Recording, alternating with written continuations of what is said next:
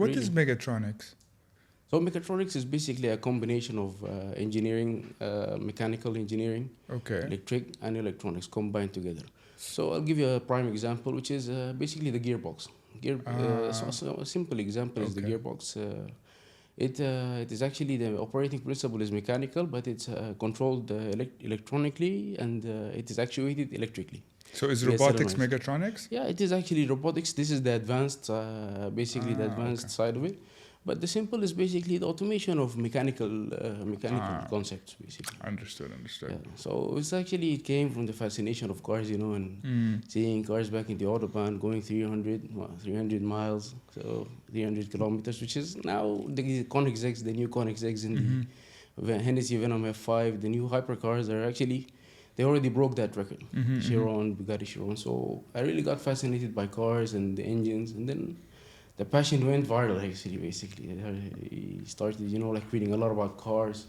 So did you study mechatronics because of your fascination of cars, or was the fascination of cars a product of your studies? Yeah, actually, what first actually struck a chord in me was, I played the game back in 2005, which is Midnight Club Dub Edition Remix. I don't know if you know about that game. I'm not sure, no. But actually, at that time, it had the best and the latest and greatest vehicles of that time. Okay. Like the Pagani's, Honda, the concept cars, actually, like the Chrysler ME412. They were hitting way above their weight. These cars, they were very fast. They were mind-bendingly fast. So I got fascinated, and I started pursuing cars, knowing about cars, engines, how they work, and basically, from there, we took it on. We had studied and graduated, and hopefully, inshallah, in the future, I'm planning to be like an R&D engineer in one of the biggest automotive basic companies. And hopefully, inshallah, when God wills, we'll start something, have a car company, basically.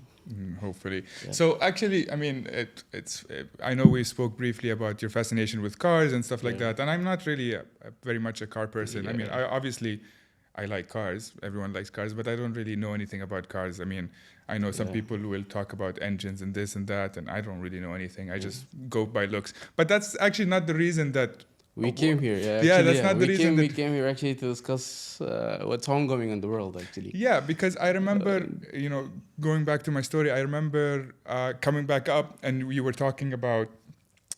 We were talking about a lot of things, but one of the things that you were talking about is social media.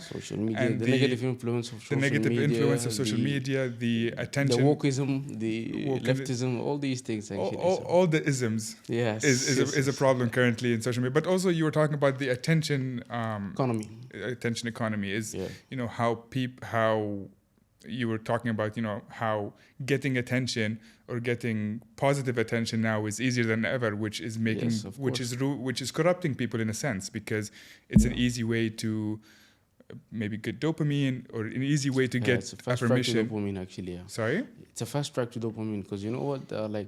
People like nowadays, they get away with easy dopamine and easy success just because they're leveraging the social media platforms to their any preference. Like same example, I'm gonna be considered as a misogynist now, like saying this bold statement, but like say for example, girls nowadays, like normal village girls who are like humble, they've been treated in traditional homes now. They have so much exposure to the world, basically, via Instagram, via all these social media platforms. So when we were speaking actually yesterday, I told you, say for example, you're a person who's good looking and you're constantly getting attention and validation from people. So then it's going to get to your head. You're going to keep saying I'm this and that. But in actuality, you haven't done something special. This is basically, I always evaluate people based on their content and their intelligence or intellect, basically. What do they have in their minds? Because these are actually the tangible things that you base or gauge someone's basically competence from. Like if someone is good looking, that's a gift from God. It's not something like you didn't earn it or you didn't work for it. It's been there since day one. But I mean, you could work for it in the sense of you can get in shape. You can look better if you're in shape. This is for men, actually. I'm not talking about now in the context of men women. And women. I think maybe maybe 50% of it is born. You're born with whatever Genes you're and all born these with. things, yeah. But I think a lot of it is upkeep, is working out, is, you know, you eat well, you're hydrated, your skin looks better, you're, you know, grooming, all these things help as well. Yeah, but to be honest, man, see this, as I told you, these are only like the aesthetics.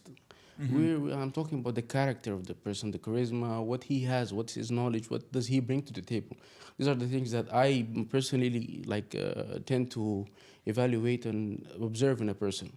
If you being good looking and all these things is not going to help anyone. So what I'm saying is that, you know, people nowadays, they're, because of the attention economy and the exposure of all the social medias, they are not true influencers. They're saying that they can say I'm an influencer, I have followers, but they're not giving any value. They're not providing any value. Like, say for example, with all due respect, I thought saying like posting pictures of her body on Instagram. What does that have to benefit like people?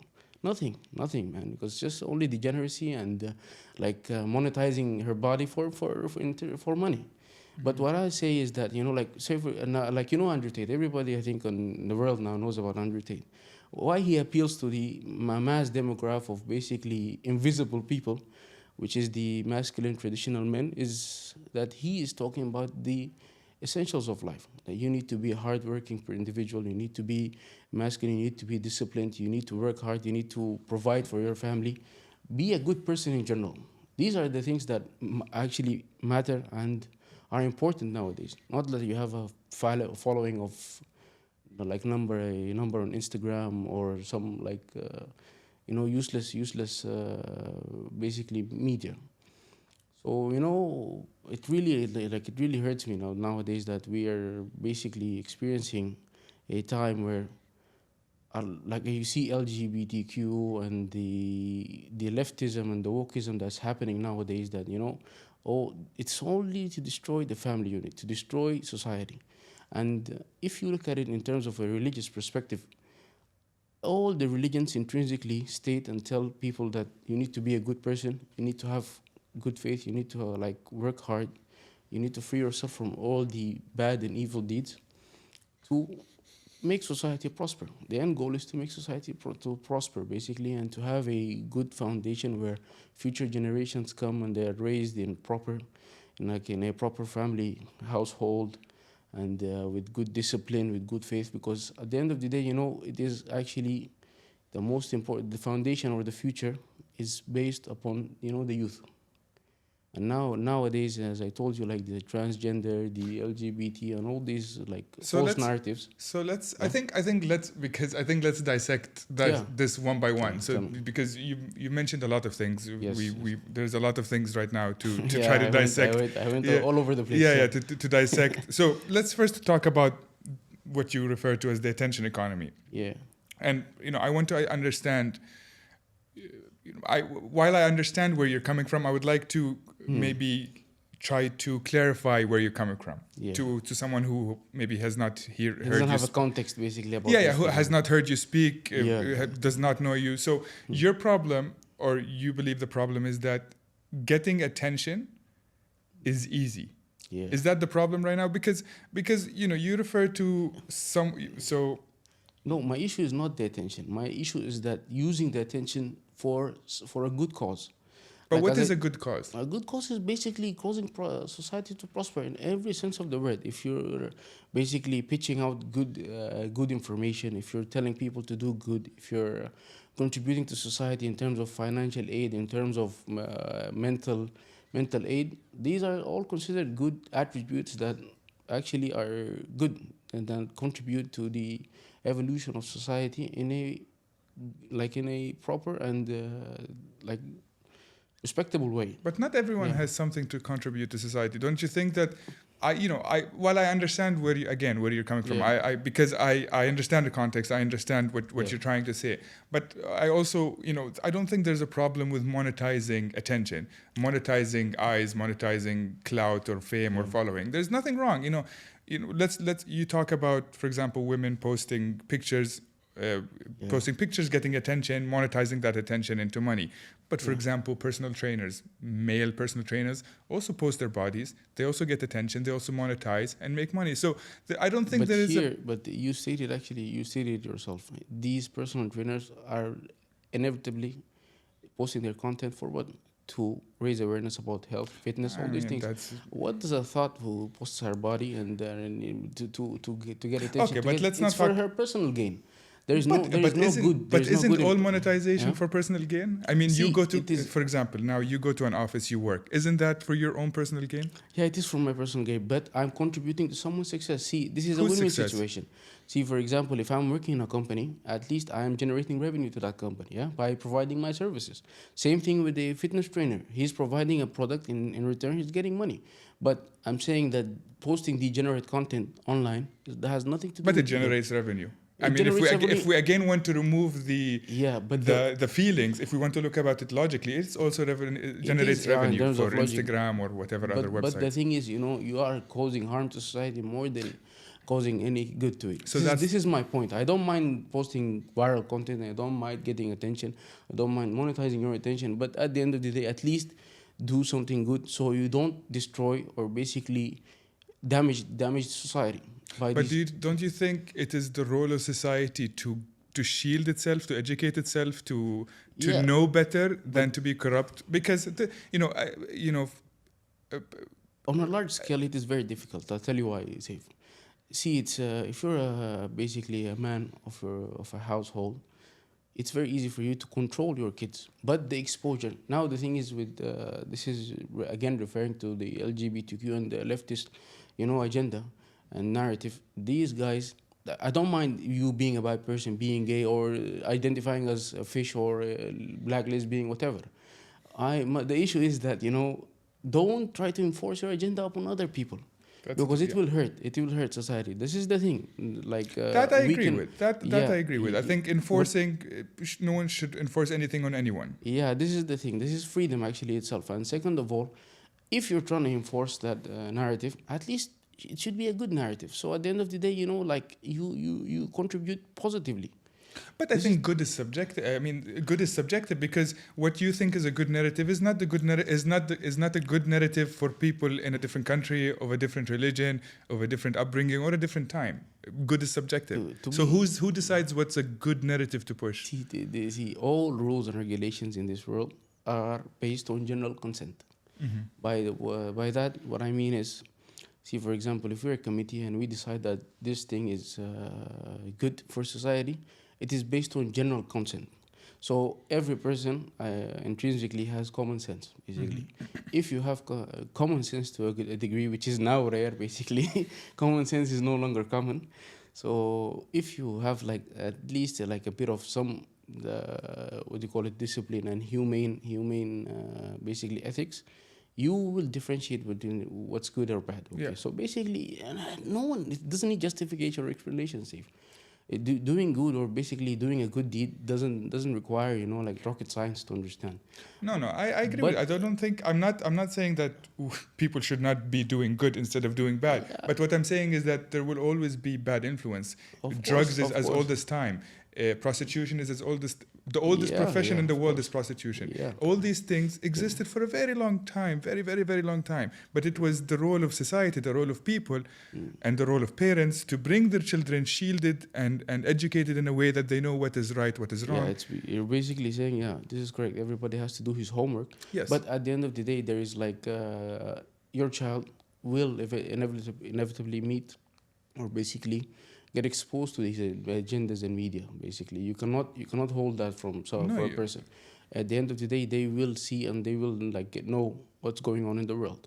So the thing is that what I'm trying to say is that at least the regulatory authorities that are running these content and doing all these things, they should at least have some ethics and moral about what they're doing. And this really takes me to the topic of the Great Reset. So let's first talk about children because and politics in general. We're gonna move to that section. So let's talk about the youth, the children, because you say that you cannot stop the youth, or you cannot stop your children from being exposed to things that might corrupt them. Correct? Yes, correct. So okay, so let's park that aside. But so let's take another example. You were exposed to these things. Yeah. So why did you survive? Well, basically, it's the strong, basically, morals and ethics that have But been who put? built, baked within me by That is my what I family. mean. By my family. This is the thing, as I told you, the regulatory authorities for media and the West and the basically the leftists, they're trying to push these narratives to destroy the family unit. And as I told you, Andrew Tate spoke about these a lot, and most of like the moral people, like the preachers, on YouTube. I'm commonly referring to Andrew Tate because he's the most like publicly known figure. That's why they're basically fighting, countering the matrix, as he says. And the matrix, what does it end like? What's the end goal of the matrix? It's actually to keep people slaving off in their jobs or be obedient slaves. Don't resist the basically the social norms and be degenerate by being happy. What does happy mean? Happy, as I told you, is something subjective. You know, it depends from a person to another. But the end goal for these guys is to make people happy by giving them cheap dopamine. Mm-hmm. If it's drug, if it's prostitution, if it's basically few riches. But at the end of the day, you will lose your soul to these riches and this to basically gain this happiness. A prime example is Hollywood in general, man. These guys are all sellouts. They don't have, internally, they don't have any fabric, nothing, no like tangible, basically attributes or like what do you call it? Some morals, basically morals. They're just slaves. They're for pushing or basically enforcing a certain agenda that has been pushed by the matrix themselves. For what? As I told you, the end goal is to destroy the family unit and to destroy society in general. I'm not. I agree with you, but what I'm trying to say is that there. It's like looking at the glass half full, half empty. Yeah. If you look at the glass half empty, you start blaming society. You start blaming the people who are producing the content, doing all these things. You say that they're corrupting society, they're doing this, they're ruining our children. That's the glass half empty. But I think the glass half full is just ensuring that you bring up youth, you bring up children, you bring up people in a way that are solidified. They have the shield, they have the knowledge to know what's discipline, right, what's wrong. The they have the discipline, the resilience. They know, like we all grew up exposed to all of these things. Yeah, we're not drug addicts in the street. For example, I mean, that's a silly example, but I'm saying, it could have happened. It does happen. But we fought it because it was put in us that what is right and what is wrong. And this could be due to religion, because maybe we were brought up in a more religious upbringing, even though maybe a lot of us are not very religious, but that religious upbringing kind of was really black and white about what is right and what is wrong. There was no gray. It was this yes, this no, and that's it. And I think instead of, I think it's a defeatist mentality to say that the matrix is doing this, is the people are doing this, Hollywood are doing this, social media is doing this. I agree, they're doing this, but I cannot waste my energy fighting this, because we will never fight this. You will never win. We will never win. You will never change. This is actually the defeatist mentality. See? But let me continue. Yeah. Because you cannot, because part of being in a free world, part of being free is that there is a lot of good and a lot of bad. And your job, you as a person, and then your job as a father or as a parent, is to ensure that your children are brought up in a way, or the youth or your children or your family, your brother, your sister, it doesn't have to be young people. They're brought up in a way that they know what is right or wrong, because there will always be bad things to do and bad influence and corruption and things as old as time. Look at, thousands of years ago, there were things that were corrupting people. Sorry to cut you off, man, but I just wanted to ask you, do you think you're really free? Define free. Freedom of speech, freedom of rights, freedom of basically expression.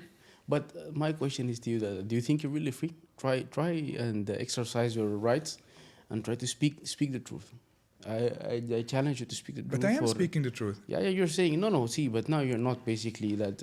I'll tell you, like, say, how the dynamic works, basically. And I again refer to Andrew Tate. When he started speaking the truth and pushing the narrative against these guys, look, he got demonetized, he got cancelled, he got, attacked left and right. And now, if you're following his, actually, the latest news about Andrew Tate and all these things, he has been now basically deemed innocent. He was actually innocent from the get-go. I truly believe that he was innocent from the get-go. But the thing is, these guys, they're pushing, as I told you, a narrative. The thing is, we don't have actual freedom. We are just being in a simulation, which is the movie The Matrix itself.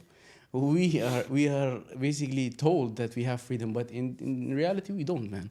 If you speak if you genuinely speak about the issues of the world and what is causing all this destruction and all this basically agenda, you're gonna be cancelled. If you speak in any sense of basically sort of field, if you speak about the truth or you speak about basically things that are controversial and that are basically opposing the views of these elites who are playing in the background and controlling the financial systems, controlling basically the economy, you will be cancelled, or at least you'll be the martyr.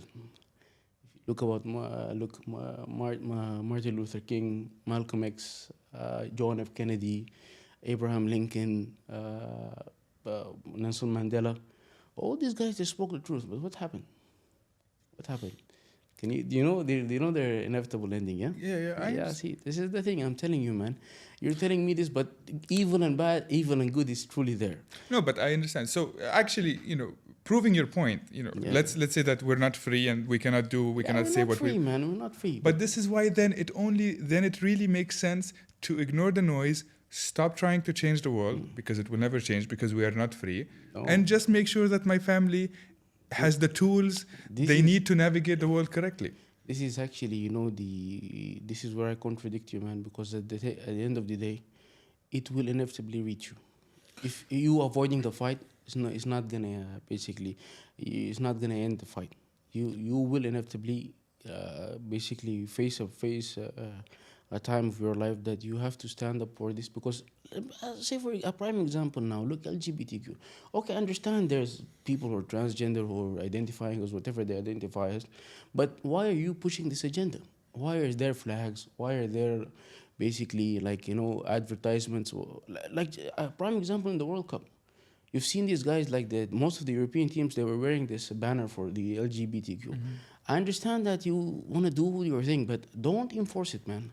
Why are you enforcing it? What is the end goal of that? You're not getting the point safe. As I told you, first of all, we're not free. Second of all, we are really in a war against evil, man, against demonic entities that are trying, to rob you of your freedom, rob you of your moral ethics, rob you of your religious beliefs. All these things, the end goal is to make sure that you're an obedient slave. And this is actually refers to the prophecy. I'm a Muslim, and you're a Muslim also, but we have actually viewers who are of different beliefs. So in our religion, it's a prophecy that, end times, this is part of the end times where basically Satan will come to the earth, and then there will be the day of resurrection, basically, where we're gonna see the truth, and the Dajjal, if you know about the Dajjal, is gonna come. I agree with you. It is actually really correlating with the end times mentioned in Quran back in 14 years. Look, I know what I'm trying to say is that one thing that I try to do is be careful where I spend my energy. There is energy that I spend. We all have energy, and energy could be things you do, or even your general aura, your general vibes. And I think spending my energy into these debates is not debates. No, it's not debates, because I don't really care. In the end of the day, I really don't care. I always say I don't care. Yeah. I told you this yesterday, and this is something that my father used to say a lot. He used to say it in Arabic. I'll try to translate it, but he used to say that your freedom ends when other people's freedom starts. So your freedom ends where other people's freedoms start. And I never understood that when I was young. I was 7, and you would tell me that, and I would say, of course, I mean that. But then when you really think about it, is that you are as free as you want. Yes. Your freedom expands, but the second your freedom hits the freedom of another person, that's where your freedom ends. Yeah. So this is what I mean. Like, let them do whatever they want. No one is forcing me to do anything. Yes, no one is forcing me to be anything, to say anything, to do anything. That is why I think I am relatively free. I am as free as I could ever be, I think, considering the circumstances. But I am free. No one will ever force me to say something or do something or be something that I don't want to be. That is why I am free. Now, you might say that you're not free because if I'm put in a situation where I have to say my truth, I'll be cancelled. Yeah. But I'm still free not to say anything. I reserve the right to be silent. But what I'm trying to say is that spending my energy, because, I know people that, they spend their energy uh, I don't know what's the word to it, but spend your energy trying to fight the world. Like, this Yeah. isn't right. And I agree. I feel the frustration. I understand the frustration. It is not right. And with the more you think about it, the more annoying it is, because it is not correct. It is not right. It is corrupt. You see all these things happening and you really want it to change.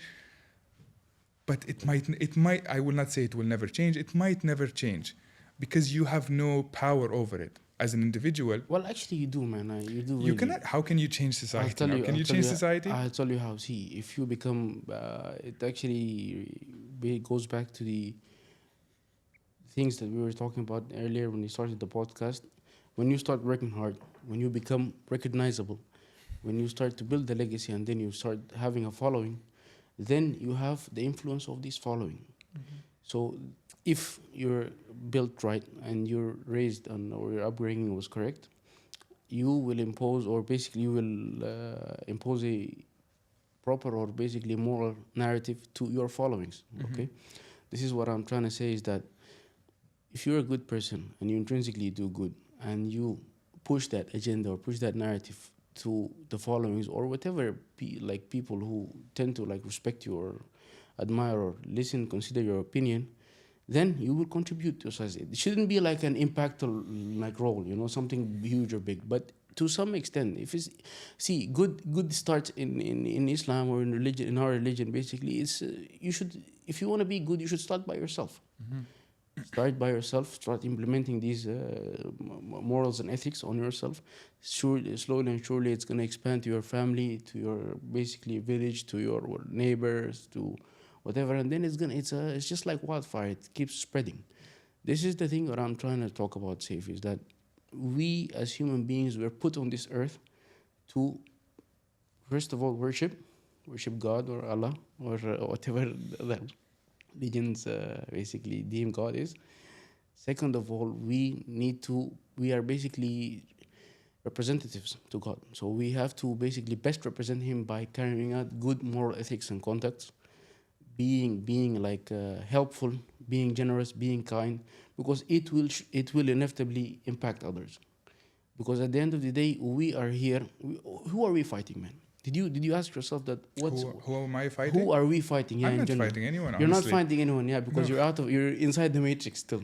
But once you start to, But who do I need to fight? I'll tell you one thing. It's not like you need to fight directly. Look. I understand everything that Andrew Tate is saying, and I agree with Andrew Tate. I'm not saying that I don't agree with Andrew Tate, but I also understand why Andrew Tate got a lot of heat, got a lot of hate, because he's saying the truth, man. No, he He's did not get heat because he was trying to say the truth. He got because he even admitted Lately, yeah. he admitted that he the way he said some things, and maybe he acted in a way that it wasn't correct.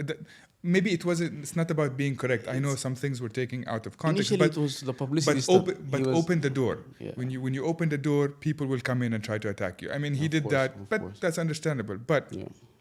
You say that, who am I fighting? I'm not fighting anyone, because why do I need to waste my energy to fight? Because you say that if you become a person of influence, if you become a famous person, you can influence people. Okay. Yeah, but I think, I agree with you, but I think the number one priority is to influence my family, my kids. This is what I go back to, it is that if I influence my kids as a parent, if I influence my kids in a correct way, and I upbring correct generations, then they will influence their friends, they will influence their kids. That is more impactful. Yeah, and it's going to keep spreading. Yeah. This is but what then I'm let's actually go, referring to. I agree. Yeah. So let's go back to the fear of being cancelled. You say that you might reach to a point where you might be cancelled. So let's say that I'm in a position of influence, I have a large following, and I find myself in a place that if I say something, even though I believe it is correct, I might be cancelled. Do you think I should say that?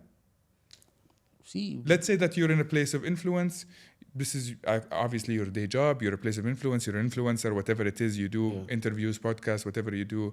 And then there is something that was brought to your attention, and you feel like you need to say it, but if you say it, you'll be cancelled. Do you think you should say it? Yeah, of course, 100%. Okay. So I don't care. See, external validation will not help you in any way. Saying the truth will actually help you, because at the end of the day, I'm a person of integrity and morals. I cannot live a lie or portray a false narrative to please others or to. But not saying anything is not living a lie. No.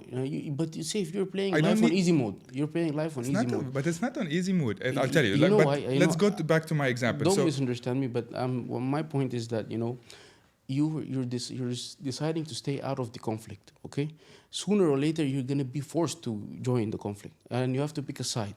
I'm not saying this, as of a conspiracy theorist or someone who's trying to be like these red pill community guys. I'm saying this that you need to be truthful to yourself. As I told you, we have been created to worship. This is our first role in I in agree, life. but let's go back to my example. So let's say that now you said that you're a person of influence, and there is something that you had a choice either not to say it or say it and be cancelled, and you decided to say it and be cancelled. Yeah. Now you're cancelled. You have no following. You have no income. Yeah. Now you have no income. You have a family to take care of. You're not bringing any money. So was that really the correct thing? Yeah, see, I'll tell you. Is it really the correct yeah, it thing is to the correct put thing, yourself in jeopardy and stop your bread and See, butter I'm not just putting because you myself- feel like you're a martyr? No, I'm not putting myself in jeopardy. See, once you reach that point, and we're gonna speak about this later in the podcast.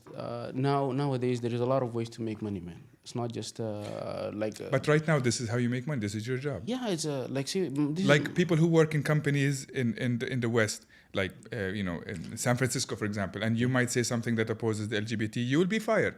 yeah. Is it correct to say something? You can just not say anything. Why do you need to say something? But the thing is, you're putting it in the context as if I'm being forced to give an answer, man. Unless the circumstances present itself, then I can speak.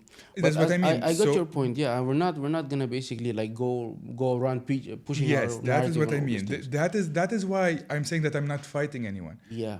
This is where it comes from. But what I'm saying is that once you get the chance to speak the truth, you need to speak the truth. This is my point. There is a place and time to speak the truth. But- There's always a place and time to Yeah, speak the but truth. me and you currently, we're not that big of basically of influence to be in the position to basically pick and choose or decide. Or with all due respect, we are nobodies here now because we don't have that much. We don't have the financial resources. We don't have the dominance. We don't have the influence to basically affect anything in what's ongoing. Basically, What I'm saying is that people of influence and people on these social medias who have the authority, who have the reach, who have the influence, they should do good. Because you know why? At the end of the day, it will backbite us. Mm-hmm. We are, as I told you, we are in a war against degeneracy, against truly bad people who want nothing but, say COVID. I'll give you a small example of COVID. I've never seen for myself someone die in the street because of COVID. I've been, But you will never. That's very unlikely to see. Yeah. So have you ever seen someone die in front of you of cancer? No. I'm not saying that I'm not trying to legitimize anything, but I'm saying, have you ever seen someone die of cancer? Yeah, but the thing is, the idea in itself. When I thought of it, logically, I think these guys, they were trying to get rid of the old, basically. Who's these guys? The elites, man. The elites, the matrix, the system. Yeah, they're trying to get rid of the old folks, especially in Europe, because there is not enough basically reproduction out there. So they're trying to get rid of these old basically liabilities, people who are above 80, 90 who are in basically these community homes, and they're basically being financially aided by the government. So there 2 years, a lot of people's life got wrecked because of some pandemic that has actually, back in my home country in Sudan, nobody gave a shit about this COVID or wearing a mask. People were coughing out in the street. No one cared about it. So as I told you, man, the thing is pushing agendas and narratives. I don't like that, man. Trying to enforce some things, trying to enforce policies, trying to enforce sanctions. But you need to question the true question is that you need to question the authority that is imposing all these rules. So let's. What is their intent? What is their end intent? goal? Yeah. So let's jump into the rabbit hole. What is the intent? So these you refer to them as they. I think when they. The So system what do they want? See, is it money? Because obviously no, they have money. No, it's unlimited money. It's actually they are printing the money, man. These are the okay. So you're it's talking not about money. the central bankers. It's not power because no, it is power actually. But they have power. Is it more? I mean, no, but the power. See the power. What's your definition for power? Tell me what's your definition. I mean, but if you're referring to they as this entity that can release this worldwide pandemic and run this charade for 2 years. They have power. Of That course, is powerful. yeah, but So that is power. But see, the end goal is Swear.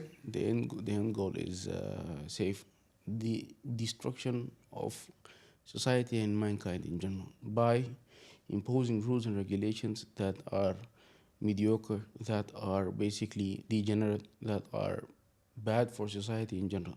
As I told you, I keep always saying society, society. Why? Because now you're trying to basically tell these kids to take like hormones and what do you call it, these transgender, a small example is this transgender basically hormones and change of gender for what at the end, for what, to make sure that the upcoming generations, they have nothing to fight for, they are obedient, they are basically submissive, so they can impose their authority and agenda on these future generations.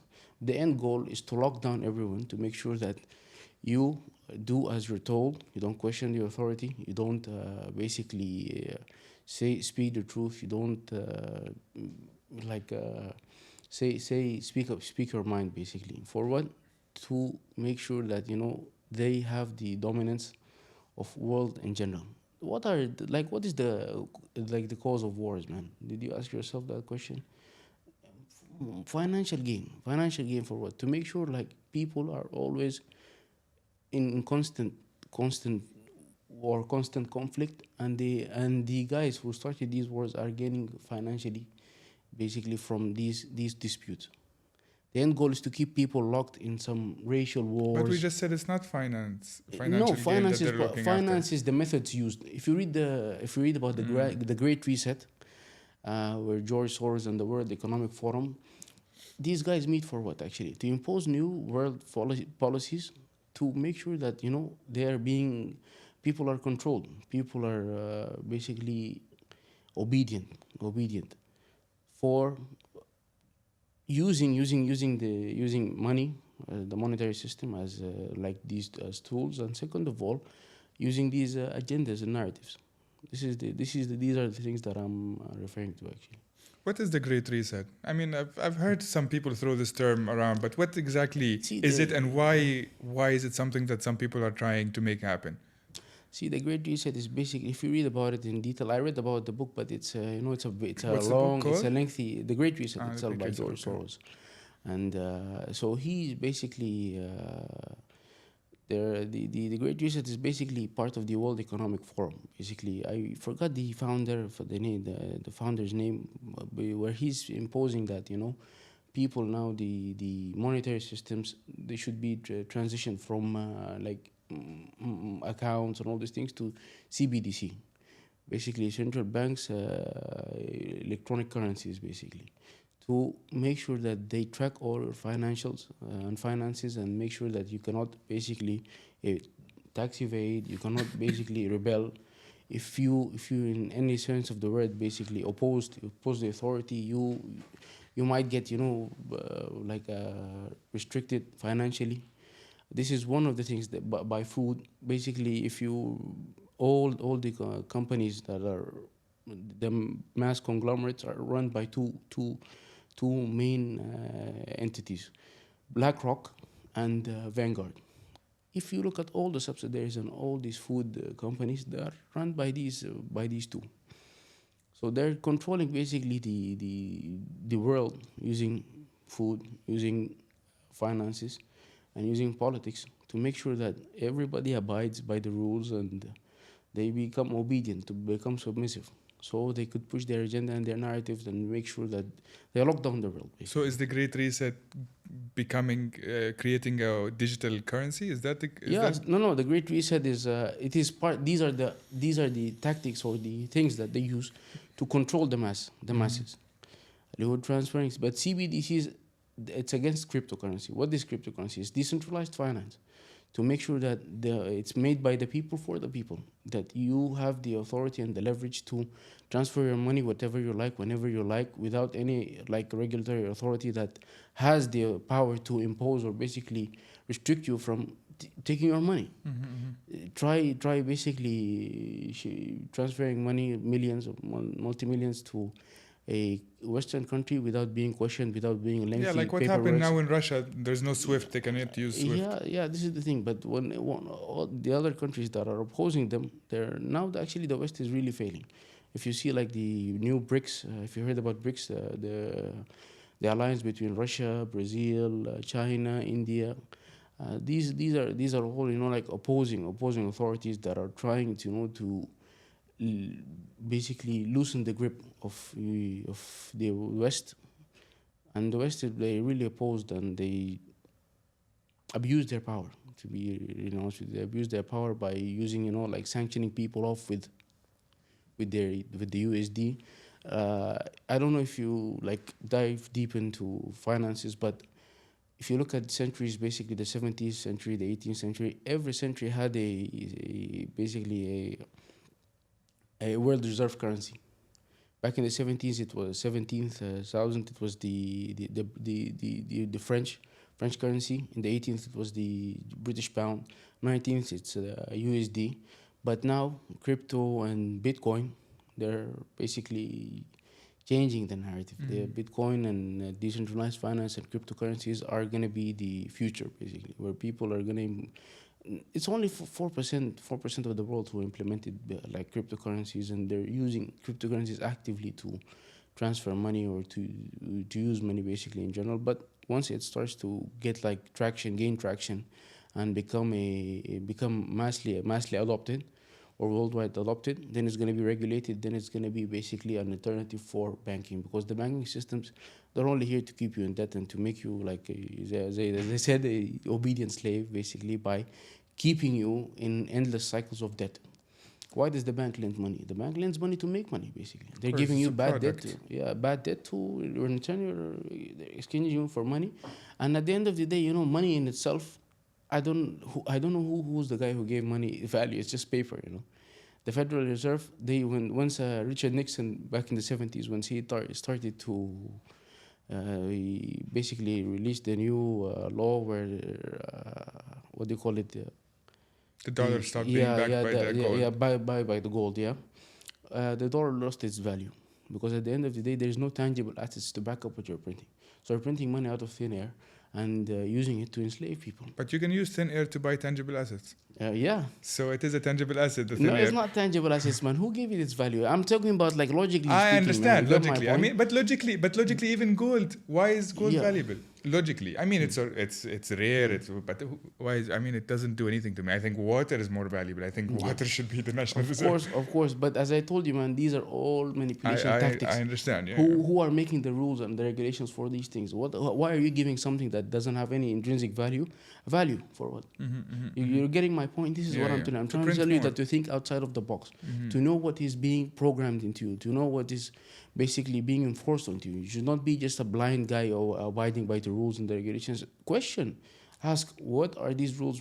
Are they really made for the best intent for me, or what exactly? But okay, what's the final? I still don't understand. What is the final result? The final stage or the final product of the Great Reset is to do what slavery, exactly? Basically, the end goal is human slavery, man. It's human slavery, and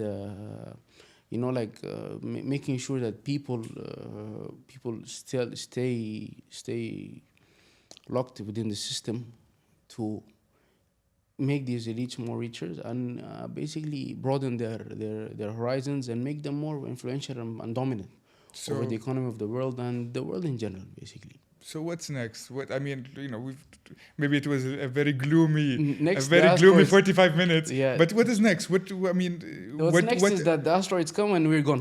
Really? But isn't that a defeatist mentality? No, it's not a defeatist mentality. I'm stating all these things. Why? To make sure to educate people and to make sure that they know basically what's happening. But what is the solution? The solution is that to fight this by working hard, by being a good individual, by having good faith, by being basically raising future generations to oppose these things, basically.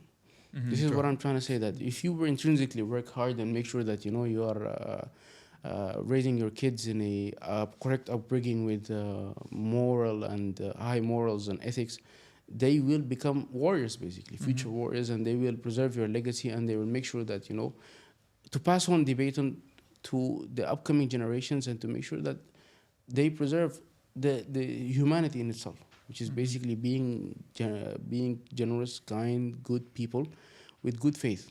As I told you, we are only bypassers in this earth. We have been created by God to worship, basically, and God put basically He banished Satan from heaven. Why? Because he rebelled. If you look at Christianity and Islam and most of the holy books, basically they all state the same, that we're here, we're trying to fight Satan, we're trying to fight our temptations. So the end goal, we are only bypassers, man. Whatever money you make it, whatever riches you have, they're gonna stay on this earth. So better to win and focus on the end goal, which is winning basically the hereafter, not this life. It's all just a mirage. Just be good. It's be good. Just this is what be I'm good. trying to say. Just it's like Google's. I think it was just do good, but now it's do no evil, which is a big difference, because you can still do bad. I mean, or was it do no evil but now do good? I don't know, but I agree. It's just being good. I agree with you, and it is just understanding what fights to fight, and understanding that values and knowledge, these are your shields. Like knowledge is your shield. Knowledge, power. The more you know, knowledge is power. I always tell people to read more. Go on social media, read, explore, read everything. Even though you might not agree with something, read about it. I always read about things that are. I spent hours reading about flat earthers just because I would like to understand their perspective. See, what is their perspective? This is actually a very good point. What you're trying to say is that you need to analyze from different perspectives. Yes, you have to look at different perspectives to get much informed, basically solution or answer to what you're searching for. Yes, otherwise you'll be biased. You'll be looking out of a bubble. You won't know the truth. Yes, correct. Actually, the truth is that analyzing from different parameters and seeing what is actually based on consent and common is what's right. This is the truth, basically. This is what I'm trying to say from the get-go. No. This is as I said from the beginning. I understand where your point of view. That's why sometimes the best way to get a point out is to debate a point, to keep trying to keep finding cracks in the point, because then if you keep addressing constructive criticism, but if you address all the cracks. Then when it is presented to someone, it's almost crackless. You've addressed. You've fine-tuned and you've addressed all the things that people might come to you and say. Maybe not all. I mean, if we have another hour, I can find more. But of course. But I mean, Hashim. Again, thank you so much. This has been amazing. It's been a pleasure, Saif, actually. Thank you so much for having me, man. And, and I see you're wearing Rewind. Shout out to our friends. Actually, I wanted to mention that their fitment is very nice, especially for fat people like you have it's amazing. That bod, and the fabrics are very good and they're elastic, so it's really a nice product. Shout out to Rewind. And they're upcoming, as I always preach and say that you need to basically promote or push the success of your brothers, and because just the success of people, we all win together. Of course, of you, because if you have this mindset, actually, eventually you will win. If you clap for people soon enough, you will get your time, basically, and perfect. get your recognition. Perfect. Thank you, Hashim. Nice.